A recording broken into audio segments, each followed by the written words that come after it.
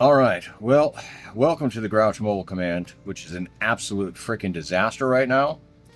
But on the plus side, we now have the battery bank hooked up, the new inverter converter hooked up, and it's all working. So let me show you what we're working with.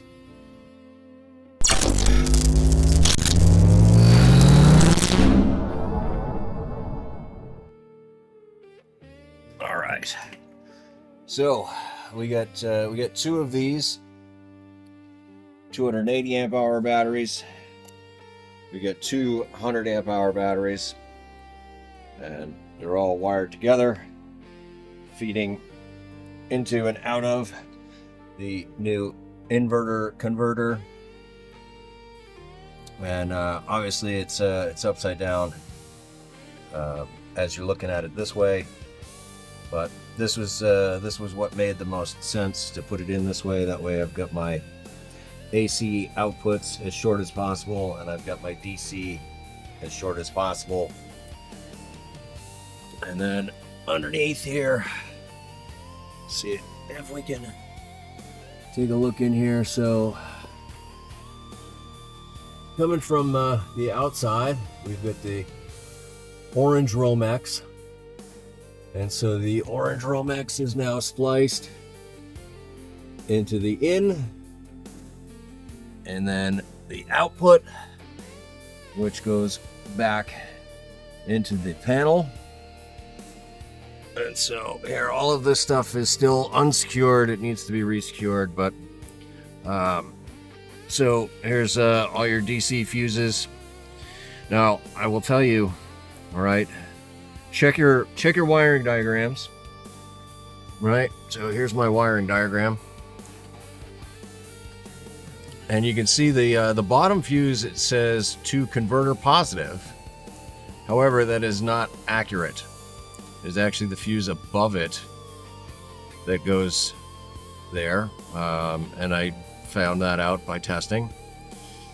Or from the converter output, we've got this red power wire, which is connected to the thick red lead, which I've buried under here. So here it is. This goes to the junction box in the front of the trailer, underneath, attached to the frame, which was connected to the batteries in the tongue. Now those batteries are no longer there, so this is no longer needed.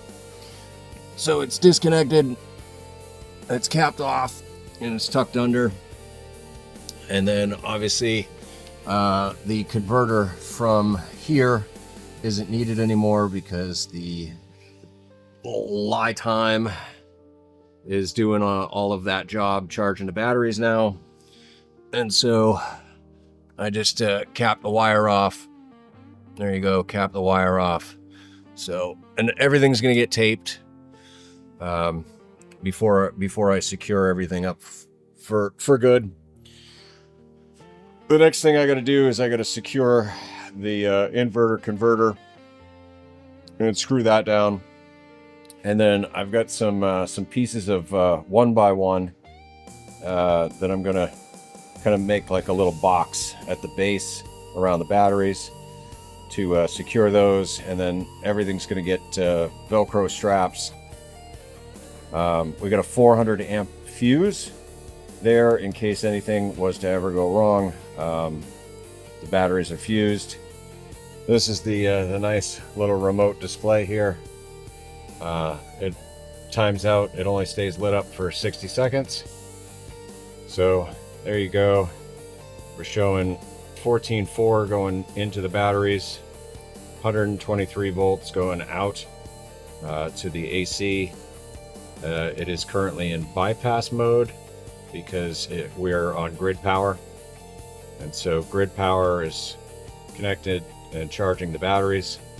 When I checked all of the batteries, all of the batteries were charged equally to 13.8 volts ahead of time, because I wanted to make sure that all the batteries were balanced and the same before I connected everything up. So there you go.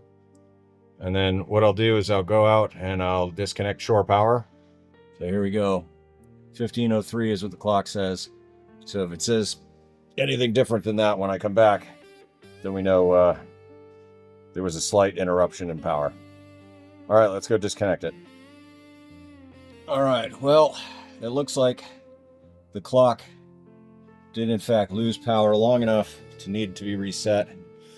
However, the air conditioning was on when I went out, and it's still running. So that is definitely a plus. So now here, if we look, we are now running off the batteries, which are at 13.2, 13.3, and outputting.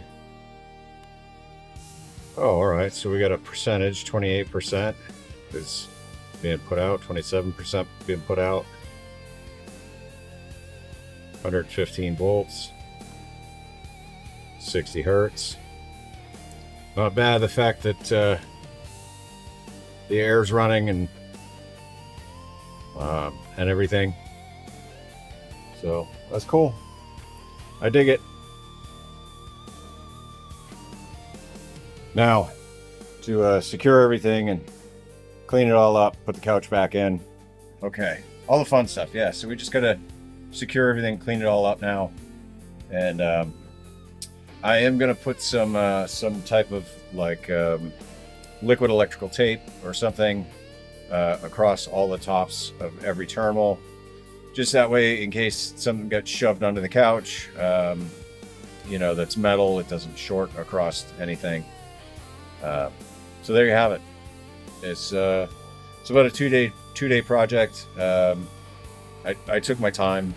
I tried to make sure that I did everything.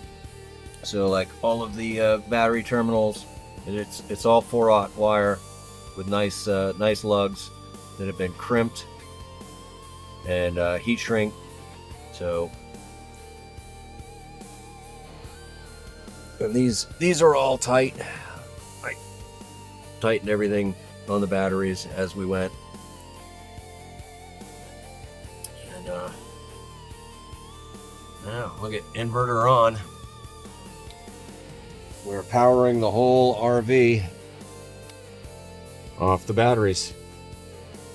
I don't know yet exactly how long these batteries are going to power everything, so I don't know. We'll see how long that lasts. All right.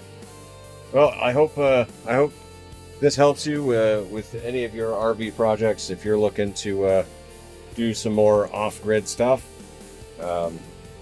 this is one of those types of setups that it's just it's a huge game changer for being off-grid. A huge thank you to KB5UTY Dave for giving me the 3,000 watt inverter converter, as well as the two roughly 300 amp hour batteries. It's saved me a ton of money, so greatly appreciate that. Thank you. And all right, well, that's going to wrap this up. I hope you've enjoyed it, and we'll catch you on the next one.